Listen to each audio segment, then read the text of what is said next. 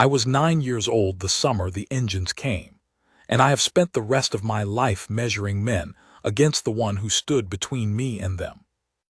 It began on an ordinary afternoon at Ashmere. That was my mother's estate, the late Queen Isolde's, a low gray house of soft stone and climbing roses set in a fold of green hills a day's ride from the palace at Harrogate. My mother had died 2 winters before, and Ashmere had come to me in her will, which is a strange thing to give a child of 7. A house, an orchard, a walled garden, a pond with carp the color of old coins. I did not understand what it meant to own a place. I understood only that Ashmere smelled like her, that the linen presses still held her lavender, and that when I was there I was allowed to be small and unimportant and safe. I was in the walled garden when I first heard them. I remember it exactly because memory sharpens around the moments that change you. I was kneeling on the flagstones with my brother Bram, who was 6 and forever losing at everything, arranging pebbles into what he insisted was a fortress and I insisted was a puddle of pebbles. Torrin, 11 and too old for us that week, was up in the copper beech pretending not to watch. It was hot. The bees were in the lavender.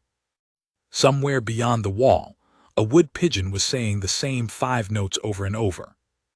And under the pigeon, under the bees, there was a sound like weather coming that isn't weather. I did not know then what a large motorcycle sounds like when a dozen of them roll together down a country lane. I know now. It is a sound that gets into your chest and sits there. It starts as a rumor, a trembling in the ground you feel through your knees before your ears agree, and then it builds, layered and uneven, a growl that is many growls, and it does not stop building the way thunder stops. It keeps coming. I looked up, Bram looked up, even Torrin in his beech went still. Guardsman Vale was already moving. I want to be careful about how I tell this, because for years afterward people told the story wrong, made it louder, made it bloodier, made my guardsman into a brawler and the men on the road into monsters, and none of that is true, and the truth is better. So let me tell it properly, and let me start with him, because he is the whole of it. Corwin Vale was the senior man of my summer detail. He was not a young guard and not an old one, somewhere in his 40s, I think, though children are poor judges of that, a spare, straight-backed man with a face that gave you very little and pale gray eyes that gave you nothing at all until he decided otherwise. In his ceremonial dress he was the thing you have seen in 100 pictures, the deep red tunic, the tall black bearskin, the white gloves, the row of medals whose ribbons I could not read, the rifle held just so. At Ashmere in the heat he wore the plainer summer uniform, dark and close, no bearskin, and somehow he was more imposing for it, the way a sword is more frightening out of its scabbard than in. He had guarded my mother before he guarded me. That is a thing I only learned later, and it explains a great deal. When the Queen Isolde lay dying, she had asked for certain of her people to be kept near her children, and Vale was one of the names she gave. He never once mentioned it to me. He was not a man who traded on his own importance. So the engines. I looked up and Vale was already crossing the garden toward us, not running. I never in all that summer saw him run, which I would come to understand was itself a kind of message, but moving with a long, unhurried stride that ate the distance faster than running would have. His head was tilted a fraction, the way a hound tilts its head, reading the sound, counting it. I did not know he was counting. He was counting. "Up you get, Your Highness," he said to me, and his voice was perfectly level, and that levelness was the first thing that told me something was wrong, because grown people who are truly calm do not need to sound so calm. "You too, Master Bram. Prince Torrin out of the tree, if you please, and no fuss about it." "Is it a parade?" Bram asked, delighted, because 6-year-olds hear a great noise and assume the world has arranged a treat. "No," Vale said, "it's men on the road, come along." He did not take my hand. I noticed that even then. He kept his hands free. He put himself on the side of us nearest the wall, nearest the gate, and he walked us not toward the house, which is what I expected, but away from the outer gate, toward the deep of the garden and the little door in the far wall that led through to the kitchen court. He put walls between us and the road, one after another without ever seeming to hurry, and he talked the whole time in that same flat, easy voice about nothing at all, about the carp, about whether Bram's fortress would hold, about how Torin had got beach sap on his good shirt and Nurse would have words. And by the time I understood that he was frightening me on purpose, gently, so that I would move fast without panicking, we were already through the little door and the garden wall was between us and the sound. The engines reached the outer lane while we were in the kitchen court. I heard them slow. I heard them stop. And then this is the part I have never forgotten. They did not switch off. They idled. A dozen heavy machines sitting in the lane along my mother's garden wall, engines turning over, that deep uneven throb on and on, for no reason a machine ever needs. You do not sit with an engine running unless you want to be heard. They wanted to be heard. Vale delivered us to the kitchen court and into the hands of my sister Alara, who was the eldest of us and stood as our guardian at Ashmere that summer. She was grown, near 20, with our mother's dark hair and our mother's way of going very quiet when she was afraid so that you would not know to be afraid yourself. Vale said 3 low words to her that I did not catch. Alara's face did something I did not like.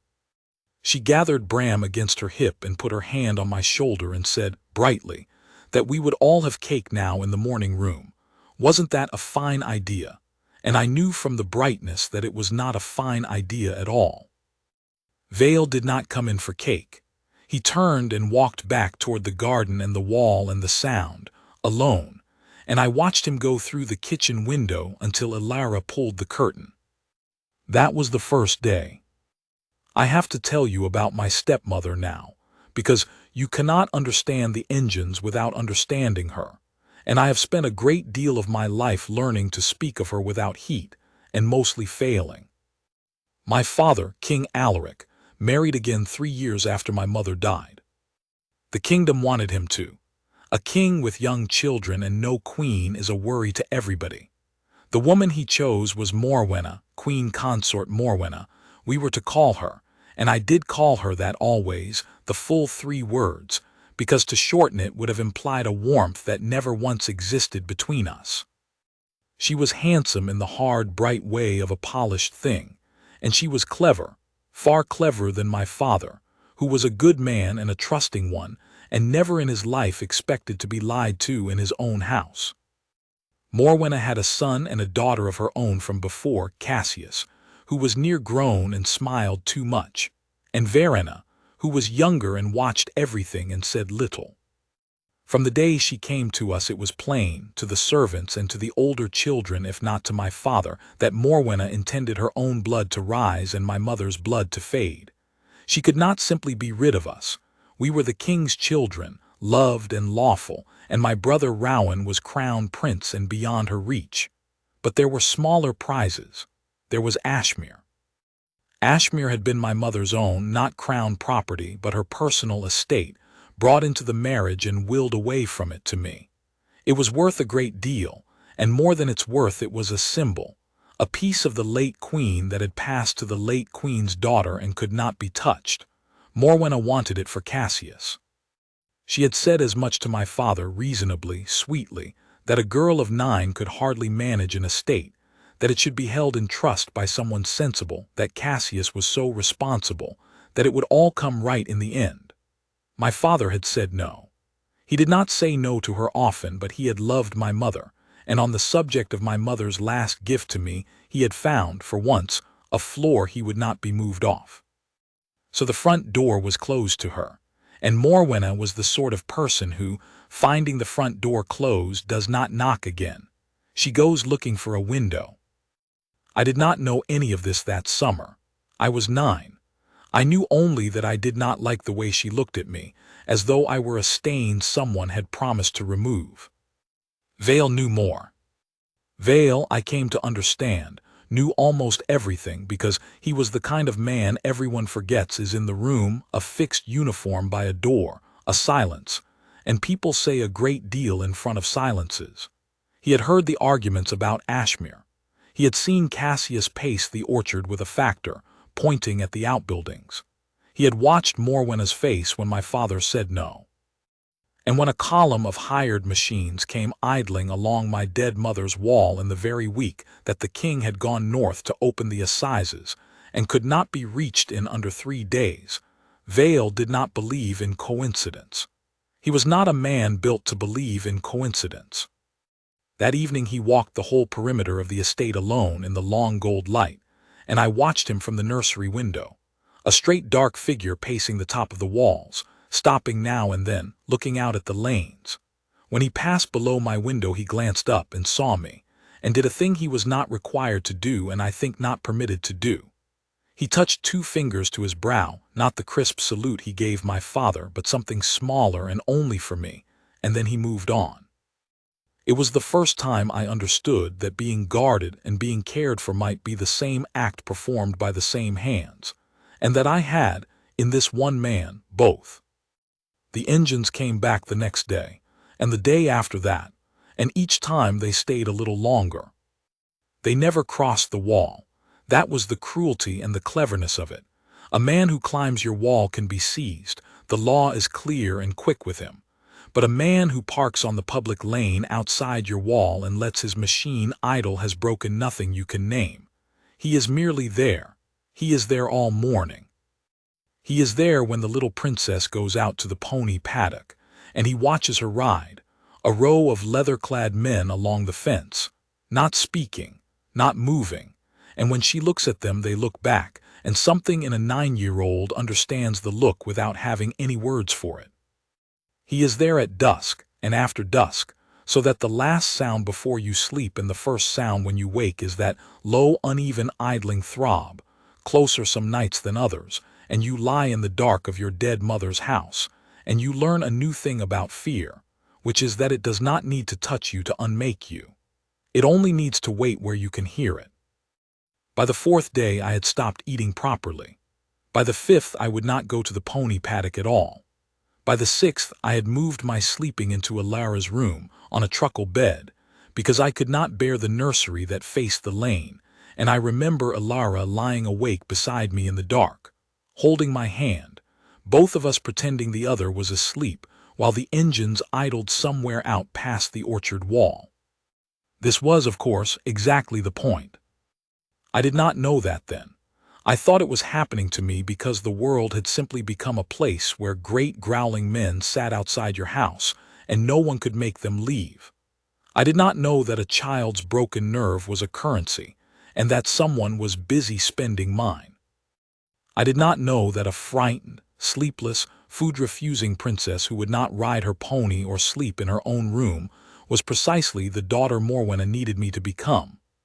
A girl visibly too fragile for Ashmere, too nervous to be left in the country, better brought back to Harrogate where a kind stepmother could take charge of her, and of the trust, and of the estate a delicate child clearly could not manage. Vale knew. And Vale, in those first days, did a thing that I did not appreciate at the time and have come to see as the truest kind of courage, which is the patient kind. He did not charge the wall. He did not confront the men in the lane, though every instinct in a fighting man must have screamed too. He understood the trap better than I did. He understood that if he strode out and struck a hired rider who had broken no law, he would become the story, the King's Guard assaulting honest travelers on a public road, and the men who sent him would fold their hands and look sorrowful and say, You see how unstable that whole household has become, how the child's own guard has lost his discipline. How much better if the poor girl were brought home. He understood that they wanted him to break as badly as they wanted me to, and he would not give it to them. So he did the slow, unglamorous work instead. He doubled the men on the wall. He moved my window. He walked the perimeter 4 times a day so that any rider looking for a moment of unwatched vulnerability found instead always a straight dark figure looking back. He had the estate carpenter fit new bolts I did not understand the purpose of. And he began, quietly, to find out who the men in the lane were, and who had sent them, and what proof of it might exist, because Corwin Vale had already decided, in the first hour of the first day, that this would not end with the machines simply going away. It would end with the hand that sent them held up to the light. He only had to keep me whole long enough to do it. The men called themselves the Ashen Wolves. I learned the name the way children learn things, sideways, in scraps overheard through doors. They were a riding club, that is the polite word of men who had come loose from the ordinary run of things. Soldiers who had left the service and not found their footing, laborers from the closed foundries down the river valley, a few who had done time in the assize jails and a few more who would. They wore a gray wolf's head stitched on the backs of their jackets, badly, the stitching gone brown at the edges like old blood, which I am sure was the effect they wanted. They were, most of them, not evil men. I have to say that because it matters to the truth. They were poor men, hard men, men to whom someone had offered a great deal of easy coin to sit on a lane and be frightening, and they had taken it and asked no questions, the way men who have run out of choices learn not to ask questions. That is its own kind of wrong, but it is not the same wrong as the one that hired them. Their leader was a big man they called Colt. He had a heavy gray-shot beard and forearms like ship's rope, and a way of sitting his machine very still, both boots planted, that made him look grown out of the road.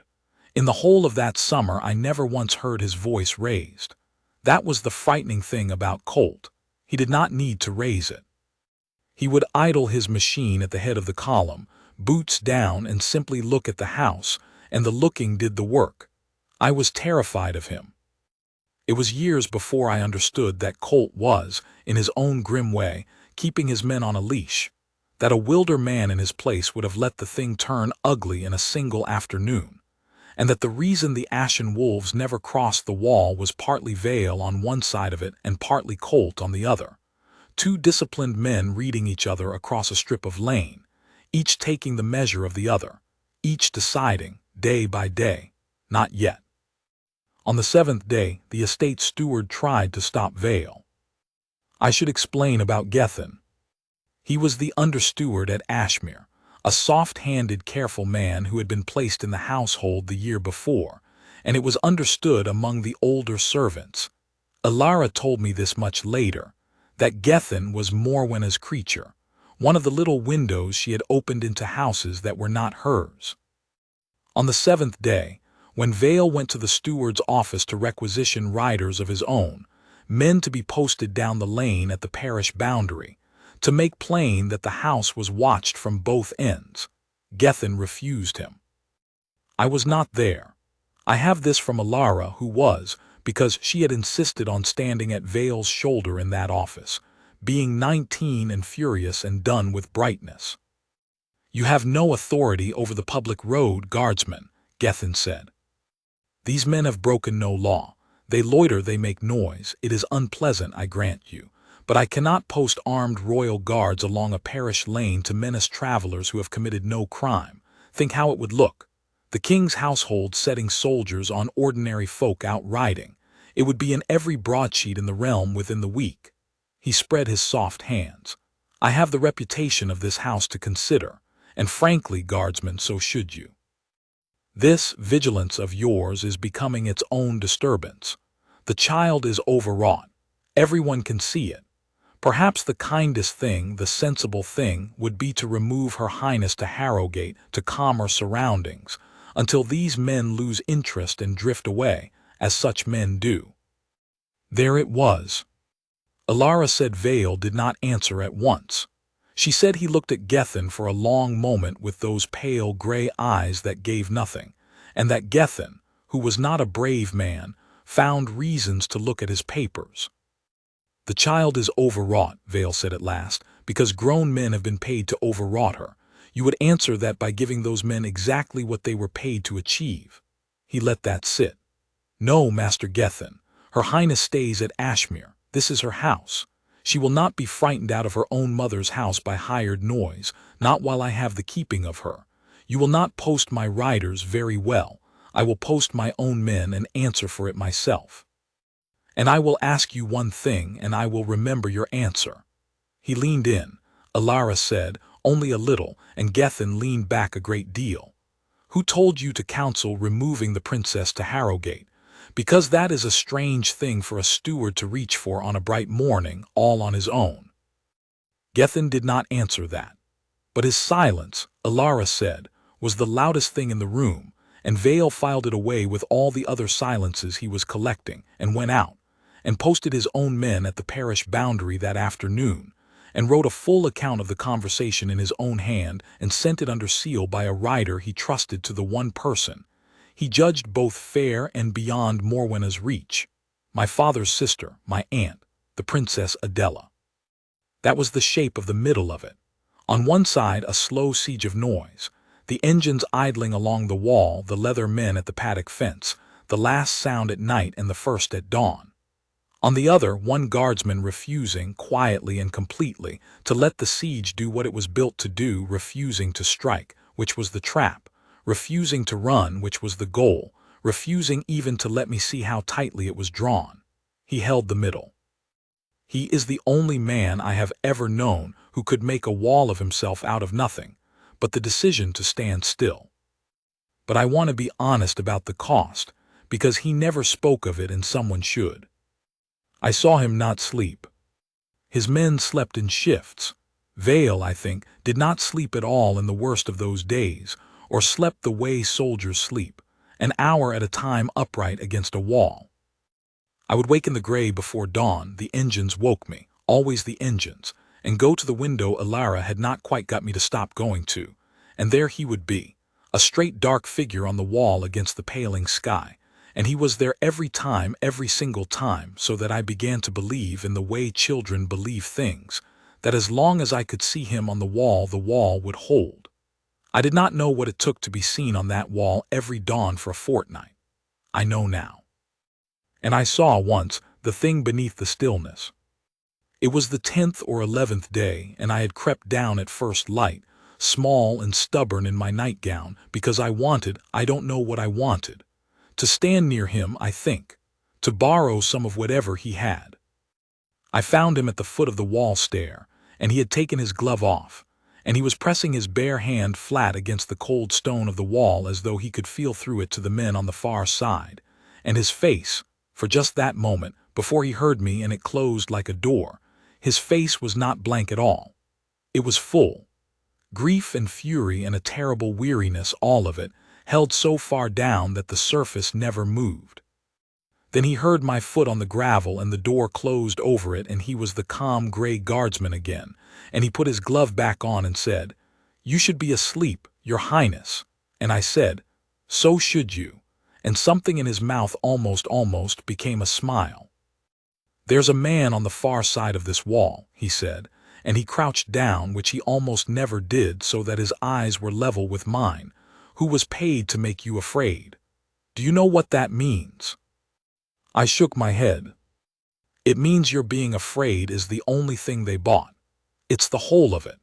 There's nothing behind the fear, no plan to do you any hurt, because hurting you would bring the law down on the man who paid, and he's far too careful for that. All he bought was the sound and the waiting and the hope that you'd be too frightened to stay.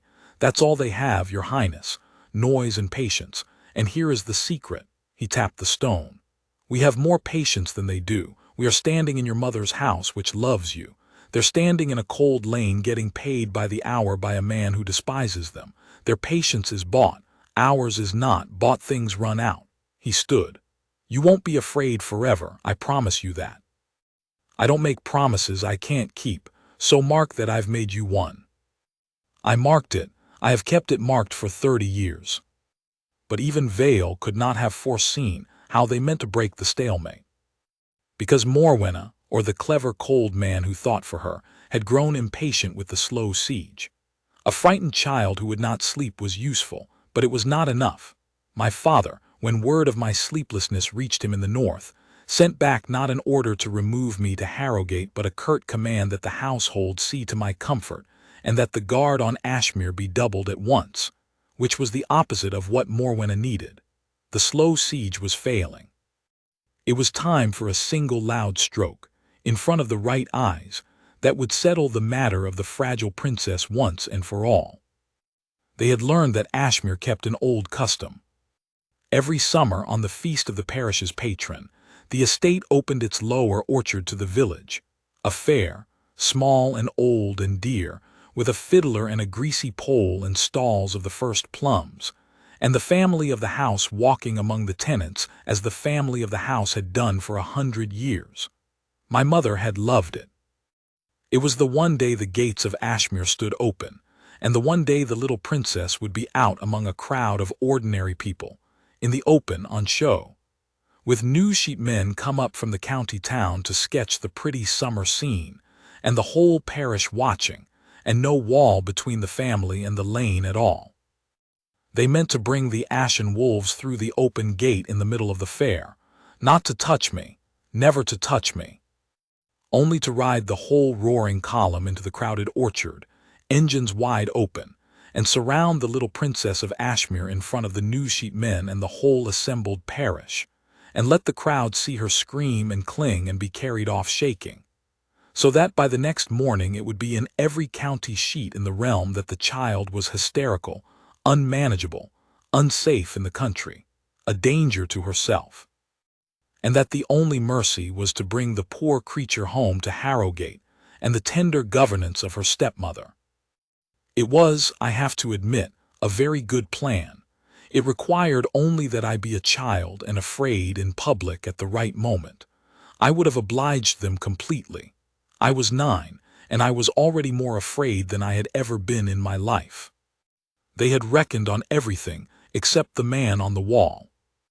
While the siege ground on, Vale had been doing a second, quieter thing, and he had told no one, not even Alara, until it was nearly done.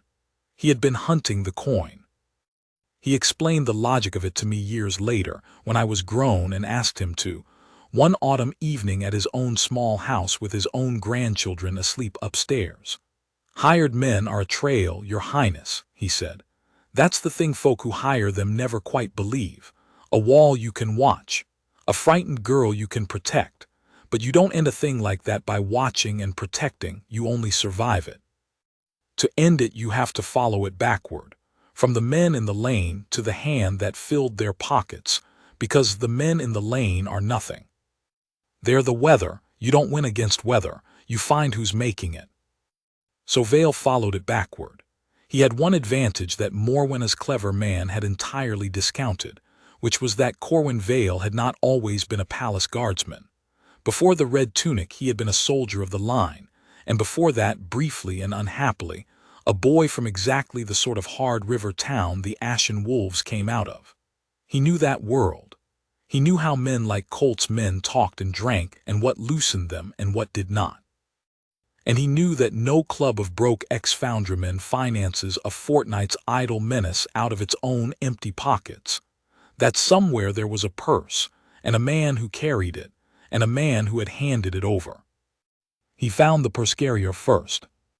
There was a rider, a young one, rode named Sparrow, not long with the wolves and not comfortable in the work, a boy really, 19 or 20, who had joined for the belonging and found himself instead sitting outside a little girl's house making her cry, and did not like the man it was turning him into. Vale had watched the column long enough to read its people.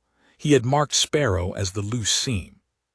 One evening, off the estate, out of uniform, in the tap-room of the inn at the parish edge where the wolves drank, Vale sat down across from that boy, not as a guardsman, just as a spare, hard, quiet man who bought him a drink, and did not threaten him and did not lecture him, but simply talked about the river towns, about the foundries, about how a man ends up doing a thing he'd be ashamed to tell his mother, until the boy, who was carrying more than he could hold, set it down. It was Sparrow who told him about Pell. Pell was the go-between. He was not one of the wolves. He was a fixer, a smooth city man in good boots who had come to Colt with a proposition and a heavy purse and a very particular set of instructions. A fortnight's work, well paid, sitting a lane and being frightening, and above all no touching, no crossing the wall, nothing the law could bite. Sparrow had seen Pell 3 times. He had seen the purse. And once, the boy said, when Pell thought no one was watching, he had seen him take a folded paper from his coat to check it, a paper with a seal on it, red wax, a device pressed into it, and Sparrow, who could not read but had a countryman's memory for shapes, described the device to Vale. A stag's head between two towers. Vale knew that seal. Everyone in the household knew that seal. It was not the king's. It was the personal device of the Queen Consort's household, the badge that went on Morwenna's own private correspondence, on the livery of her own people, on the boots and buttons of men like Cassius and creatures like Gethin. A stag's head between two towers. It was not proof. Vale was scrupulous about that then and always. A boy's word about a shape on a wax seal glimpsed once in a taproom was not proof. It would not stand in front of the king, and it certainly would not stand against a woman as clever as Morwenna, who would weep and wonder aloud how anyone could think such a thing of her, and turn the whole accusation into fresh evidence of the household's hysteria. Vale needed the paper itself, or the man who carried it, or better, both. He needed Pell. And here the thing turned, at almost the exact middle of that terrible fortnight, in a way none of us could have arranged. Because Pell, growing confident, careless with his own cleverness, had taken to lodging at the county town post house a half-day's ride off and coming out to pay the wolves in person every few days. And Sparrow, who had decided somewhere in the taproom that he wanted no more part of frightening children, told Vale exactly when the next payment was due, and where. Vale did not go himself. That was the discipline of him again.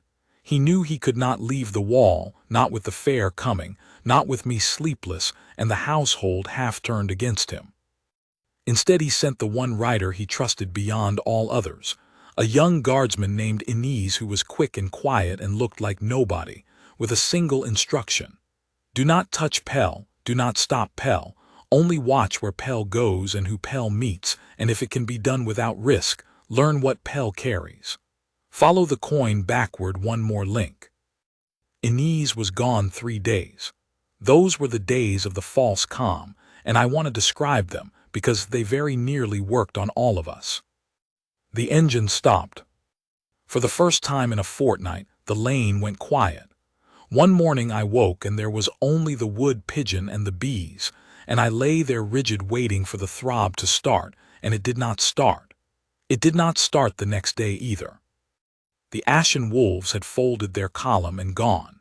Gethin came to the morning room positively glowing with it, to tell Ilara that he had been right all along, that the men had simply lost interest and drifted away as such men do, that the whole overwrought business was over and no harm done, and that surely now everyone could see there had never been any real danger, and that all Guardsman Vale's grim vigilance had been so much wasted alarm.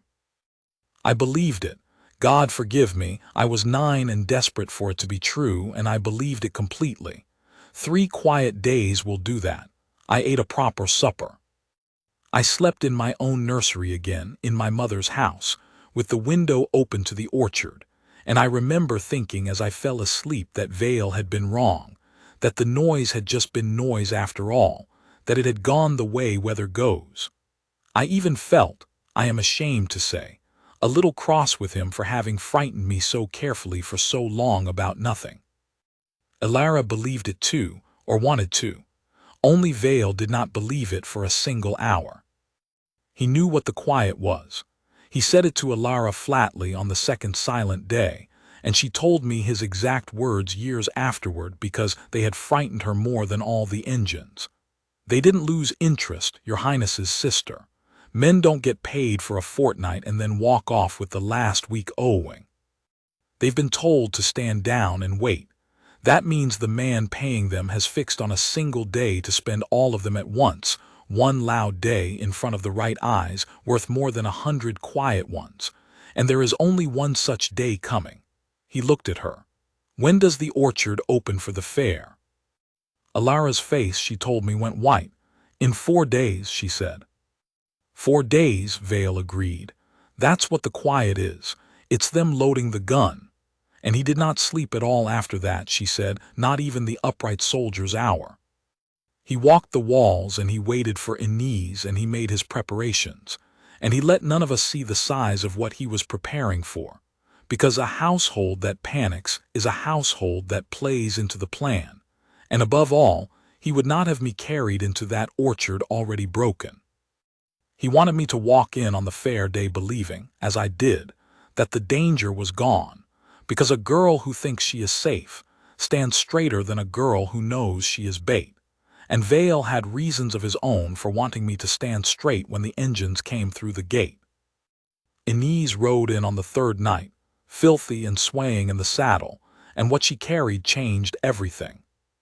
She had followed Pell from the wolves' payment back to the post house, and from the post house, this was the gift, this was the thing no one could have counted on, to a private meeting in a hired upper room with a man Inez knew on sight, because every guardsman of the household knew him on sight. It was Cassius, Morwenna's own son. He had come out from Harrogate under a false name to take a report on how the frightening of his stepsister was progressing, and Inez was nearly certain to deliver the last of the coin and the instructions for the fair. Inez had not been able to hear the whole of it, but she had seen Cassius hand Pell a folded paper, and she had, with a boldness that made Vale go quiet when she told it, waited in the dark stable-yard afterward, and when Pell's coat was hung carelessly over a rail while he washed, lifted that same folded paper clean out of the pocket and ridden through the night to put it in her sergeant's hand. Vale unfolded it at the top of the wall stair by lantern light, with Inez swaying beside him and Alara holding the lantern, and read it, and did not speak for a long moment. It was instructions in a clear, educated hand. It set the day the fair day. It set the manor, the whole column, gates, engines full, the child surrounded, the crowd and the news sheet men to see it, and underlined twice, no hand to be laid on the girl. And it was signed with an initial and sealed, in red wax, with a stag's head between two towers. It was not enough, even now. Vale knew it the moment the relief left him. A letter in an educated hand, sealed with the consort's device, unsigned, but for a single letter Morwenna would say the seal was forged, that anyone might press a stag and two towers into wax, that her wicked enemies had manufactured the whole thing to disgrace her, and she would weep, and half the court would believe her because half the court wanted to. He needed one thing more. He needed the men themselves, Colt, or Pell, or best of all the whole roaring proof of it, caught in the very act the letter described. In front of the same witnesses the plan had gathered to shame me, so that the crowd summoned to see a princess break instead saw the truth of who had tried to break her. He needed to take the plan and turn it inside out like a glove, and hand it back to the woman who had made it in public, at the exact moment she thought it was working. He had 4 days, then he had 3.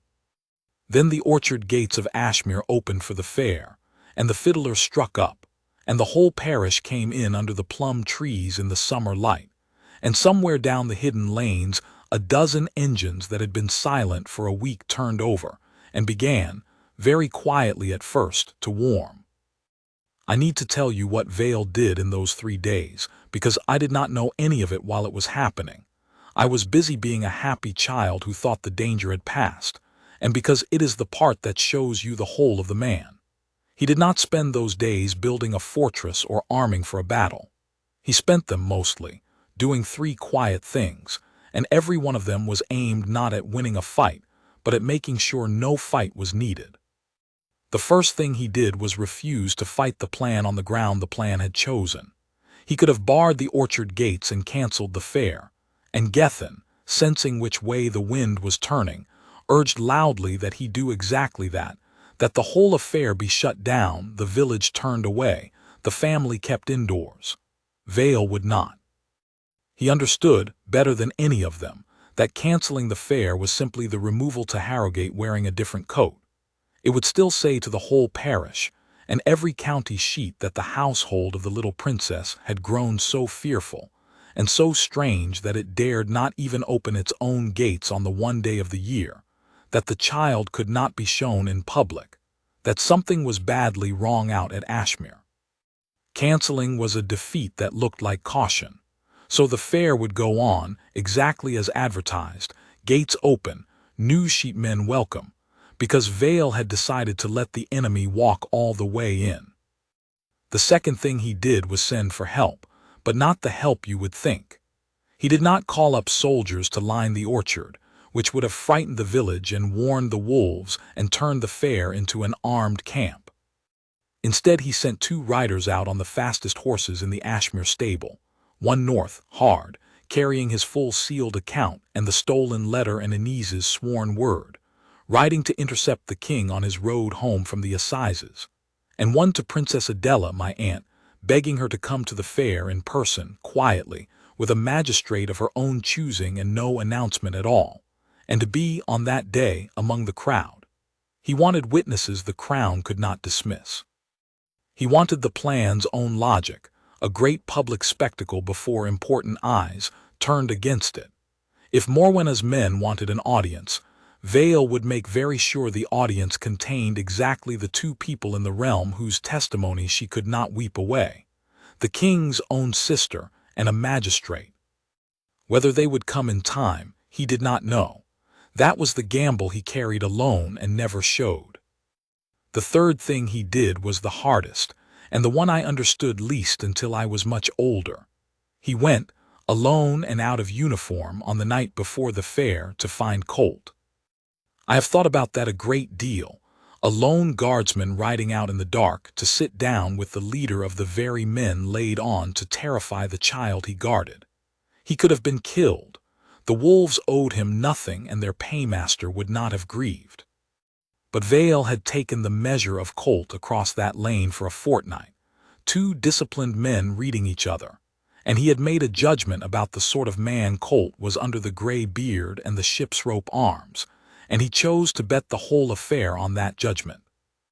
He found the wolves camped in a chalk quarry off the low road, and he walked into the firelight with his empty hands out where they could be seen, and he asked to speak to Colt, and something in the way he did it, no fear and no bluster, just a straight quiet man come to talk, made Colt wave off the others and hear him.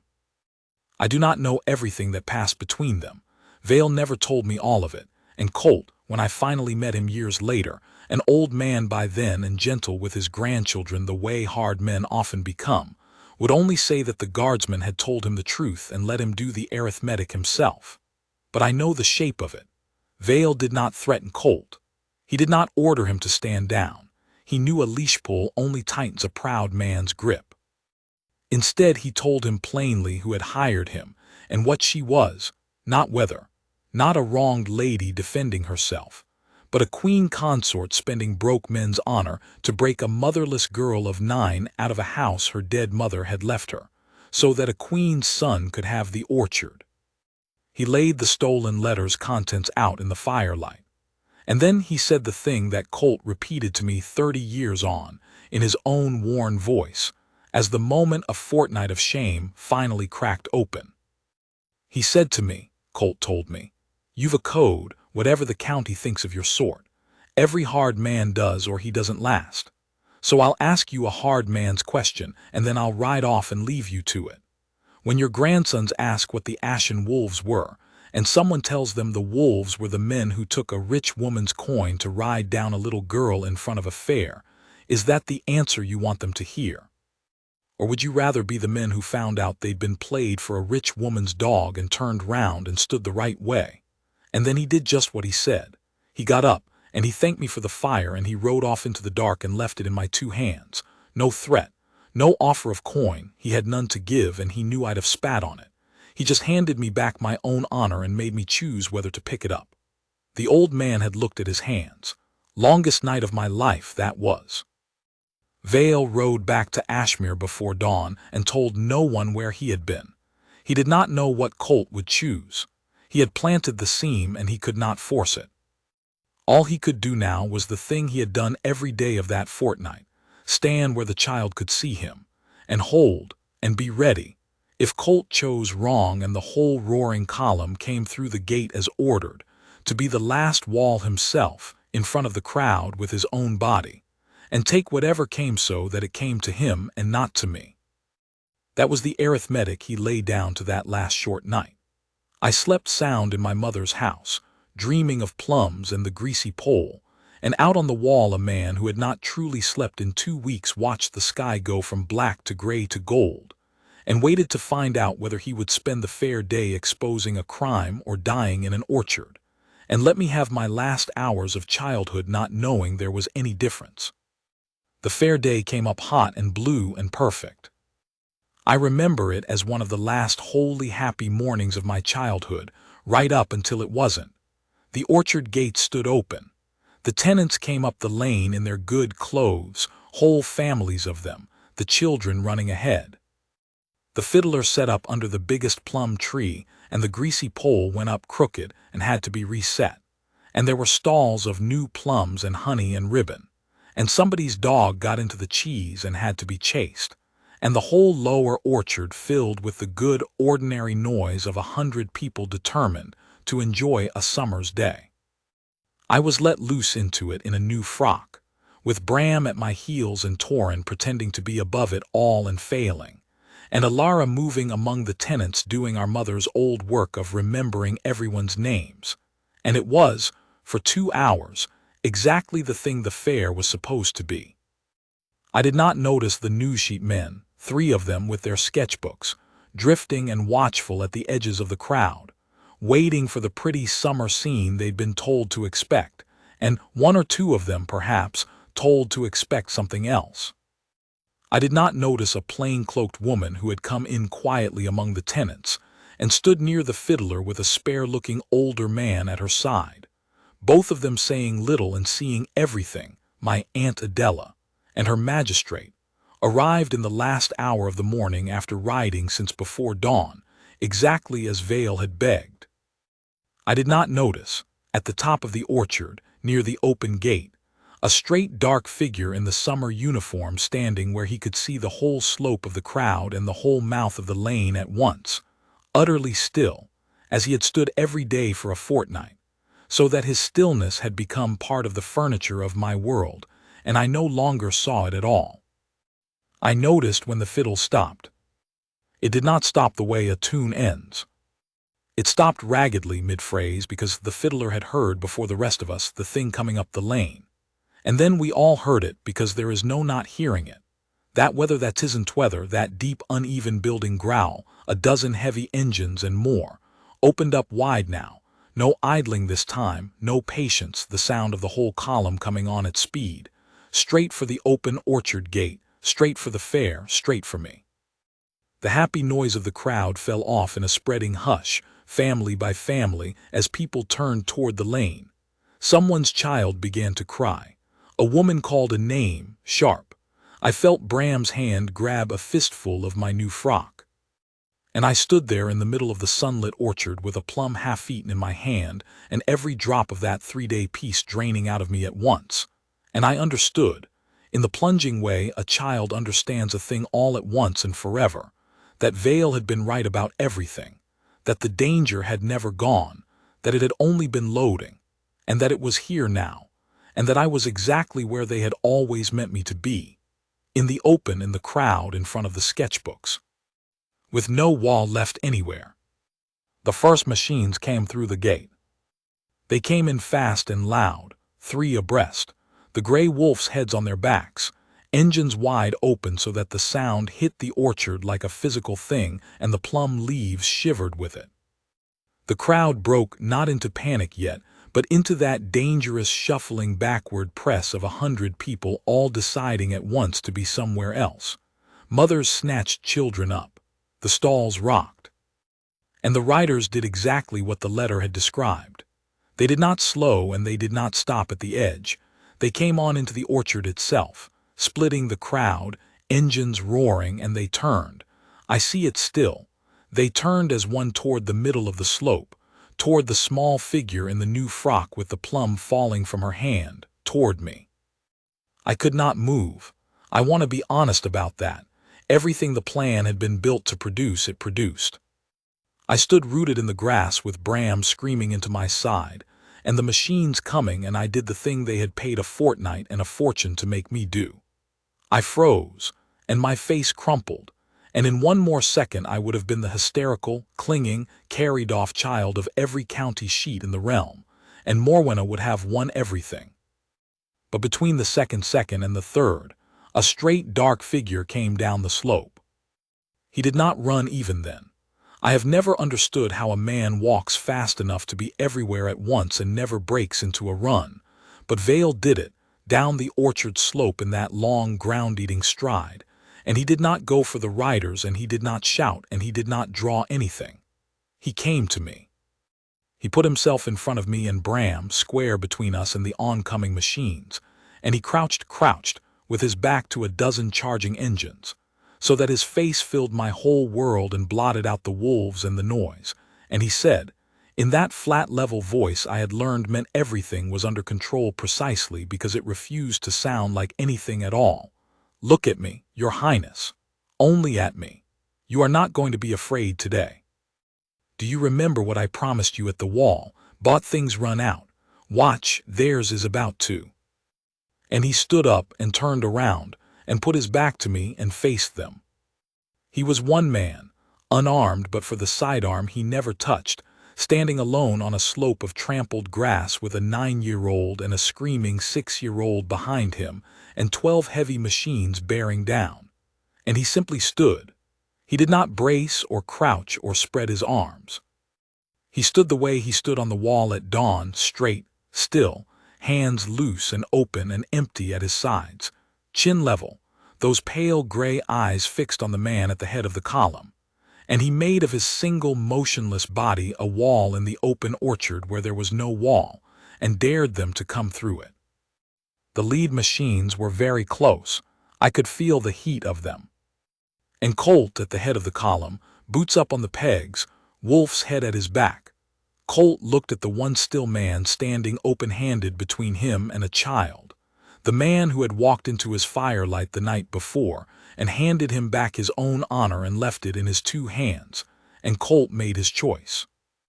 He shut off his engine. In the middle of the charge, at the last moment before it became something that could not be taken back, the big gray-bearded man simply reached down and killed his machine, and coasted the last few yards in sudden silence, and put both boots on the ground and stopped. And the riders behind him, who followed Colt, who had always followed Colt, whose whole discipline in that lawless fortnight had been Colt, the riders behind him saw their leader stop, and one after another, raggedly, down the whole roaring column, they shut off their engines too. 12, then 8, then 3, then one last defiant machine still blathering at the back until the man on it looked around and found himself the only noise in a silent orchard and sheepishly killed it as well. And then there was no sound at all in the lower orchard of Ashmere, except the wind in the plum leaves and one child crying somewhere, and my own ragged, breathing behind the back of the man who had not moved. Colt swung off his machine. He walked forward, and every muscle in that crowd tightened, because a huge bearded man in a wolf's head jacket walking toward the king's guard and the king's daughter is a thing that can still go wrong 100 ways, and he stopped in front of Vale, close, the two of them a hand's breadth apart, the disciplined guardsman and the disciplined outlaw taking each other's measure one last time. I could see them both from where I stood frozen. I saw Colt's jaw work. I saw him glance past Vale at me, at a 9-year-old girl with a tear-streaked face and a fallen plum, and I saw something move across that hard gray face that I did not have a name for then and would call now shame, the good kind, the kind that turns a man. "We're done," Colt said, not loud. But the orchard was so silent that everyone heard it. "The wolves are done with this. We should never have taken it." He turned his head and raised his voice then, so it carried to the whole hushed crowd, to the news sheet men with their forgotten sketchbooks, to a plain-cloaked woman standing very still near the fiddler's tree. "We were paid to come here and frighten this child, paid in coin, by a fixer named Pell on behalf of a great house that should be ashamed to the end of its days. We took the coin. That's on us and we'll answer for it, but we'll not earn it. We'll not touch a hair of her, and we'll not ride off and let you think it was ever the girl's fault or her guard's madness or her family's weakness." He looked back at Vale. "You said last night I could choose which men my grandsons here the wolves were. I've chosen." It was then, into that ringing silence, with the trap sprung backward and hanging open, that Vale finally moved to finish it. He did not gloat and he did not soften. He turned to the crowd, and for the first time in the whole affair he raised his voice, level and carrying, a soldier's voice built to reach the back of a parade ground, and he said the words I have carried longest of all. "You were brought here today to see a princess broken," he said. "Some of you were brought to sketch it and print it. That was the plan, and I'll not pretend otherwise because the plan deserves the daylight. A great person of this realm decided that this child—" and he did not point at me. He simply half-turned so the whole orchard's eyes went to the small girl behind him standing straighter now, because a girl who is being protected in front of everyone finds, somehow, that she can stand, that this child was in the way of something that person wanted. And rather than face her father and be told no a second time, that person hired frightened men to lay a fortnight's siege of noise on a motherless girl in her dead mother's house, and meant to finish it here today, in front of you, so that you would carry home the story that she is mad and unsafe and must be taken away. That was the plan. You are the witnesses it summoned. He let that land, and the news sheet men were writing now, writing furiously, but not the story they'd been sent for. So be witnesses, not to a broken child, to this. She is not broken. She is here in her own orchard on her feet, protected, as every child in this realm, high or low, has the right to be. And to this second thing which the person who paid for today most needed you never to see.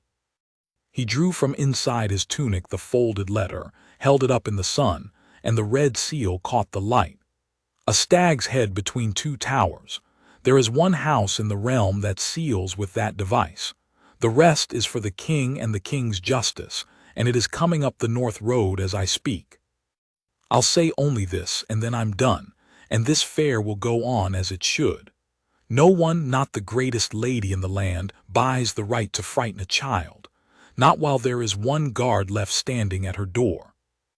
I did not fully understand that speech at 9. I understood it later, word by word, as I grew into the size of it. What I understood at 9 was simpler, and it was enough. I understood that the noise had stopped. I understood that the terrible men had gone quiet and small and ashamed.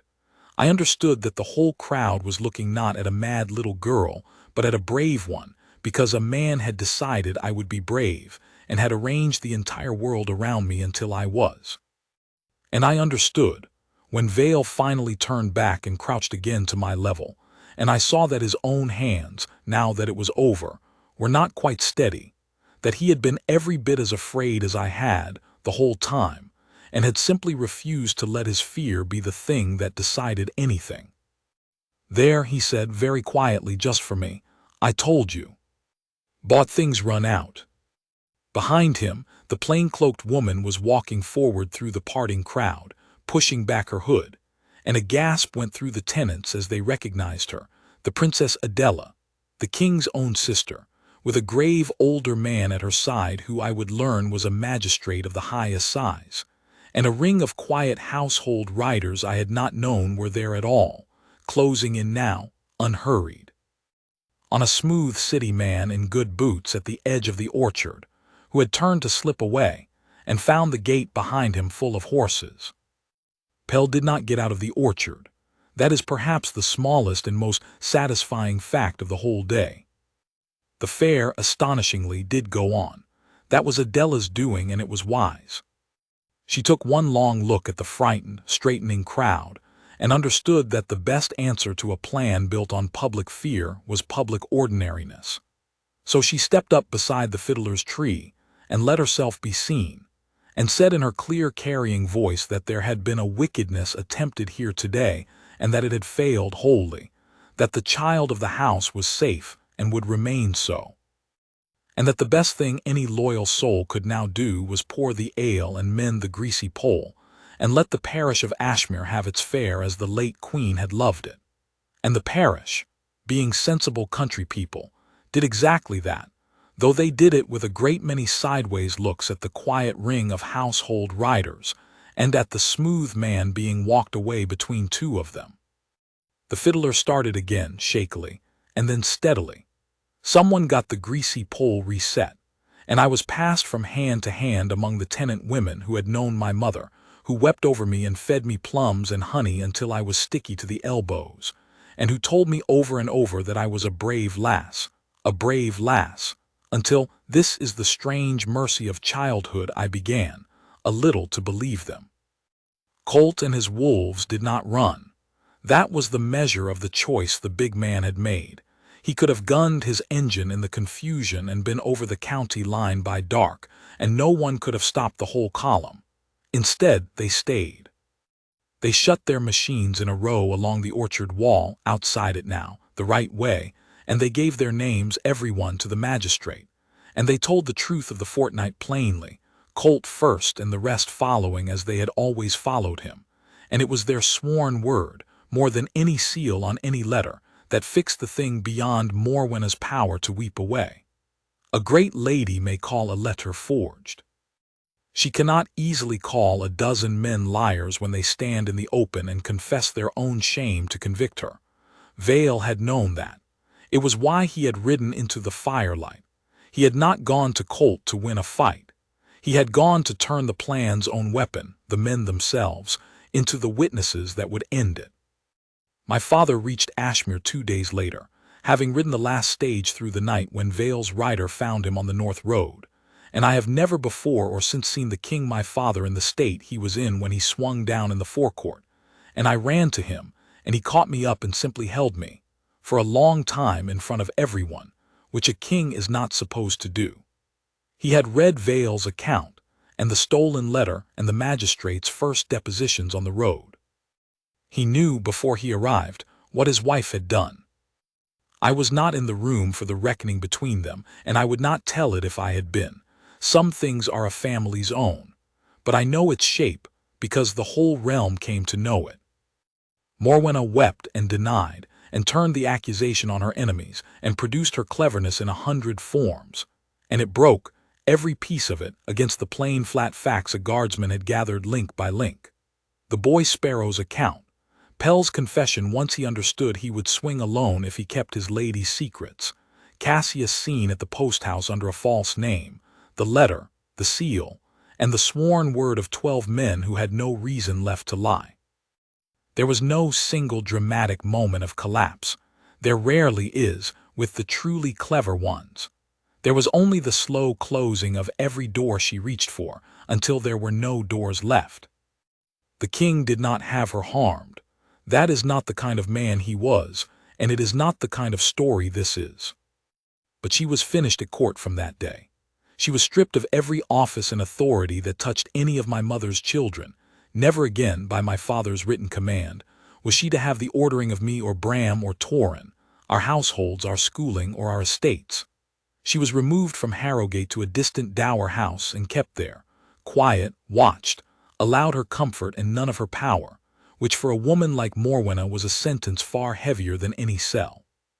Cassius, whose false name at the post-house hung him beside her, lost the last shred of the royal future she had schemed his whole life to build, and left the realm rather than live in the ruin of it. The orchard at Ashmere, which had been the whole point, he never set foot in again. Gethin the under-steward, who had counseled sending a frightened girl away to the very people frightening her, was dismissed the hour my father understood his part, and went out through the same gate the wolves had come through, and was not mourned. And Pell went before the high assize and was sentenced properly, because he, unlike the desperate men he had hired, had done the thing with his eyes open for coin and cleverness, and knew exactly whose child he was frightening and why. The ashen wolves I have saved for last, because their end is the part that most surprised the realm and least surprised Vale. They had confessed freely, they had turned, their own words had convicted the great house above them. The magistrate and my father after him weighed that.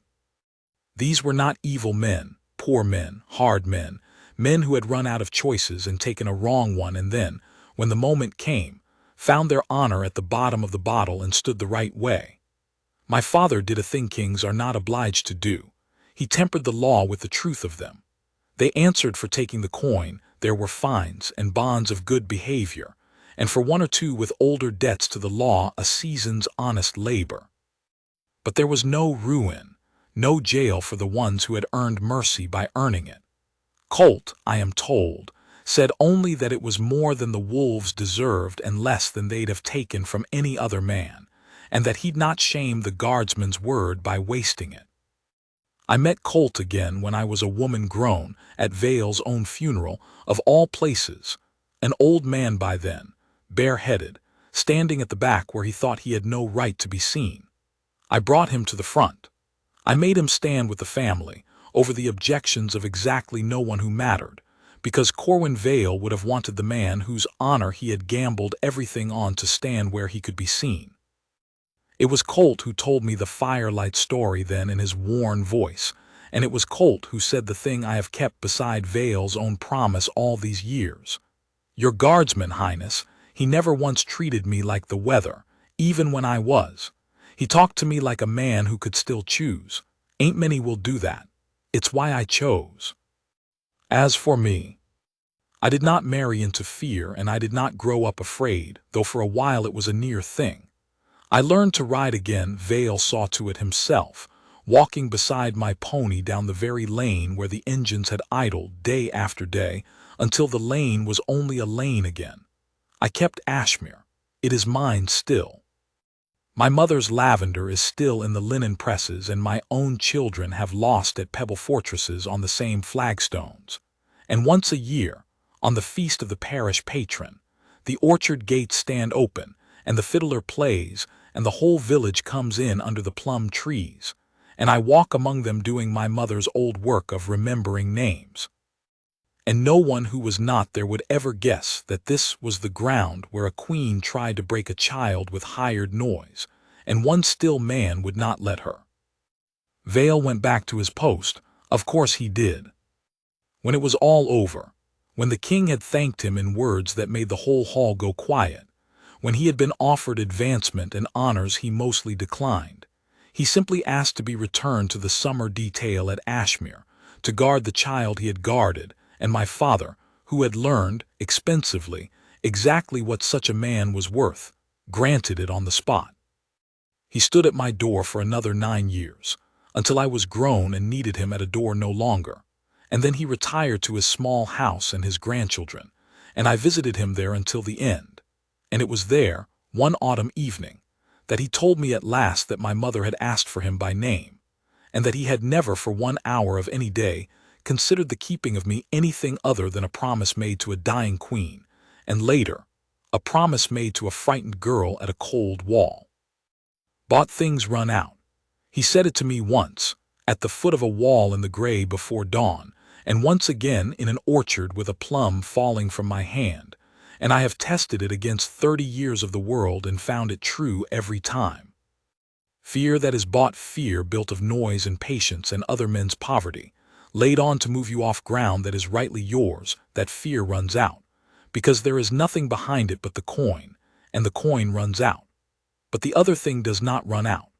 The straight still man who decides that a child will not be moved out of her mother's house by anyone's money, and stands, and holds, and turns the whole weight of a clever cruelty back on the hand that made it, that does not run out. I have looked for it in every good man I have known since. I have found it now and then. And every time I find it, I know the shape of it at once, because I learned the whole of it at 9 years old in a walled garden when the engines came, and a guardsman crossed the grass toward me not running, and put a wall of himself between me and the world. That is the true story. It is better than the one they tell. Let it be the one you remember.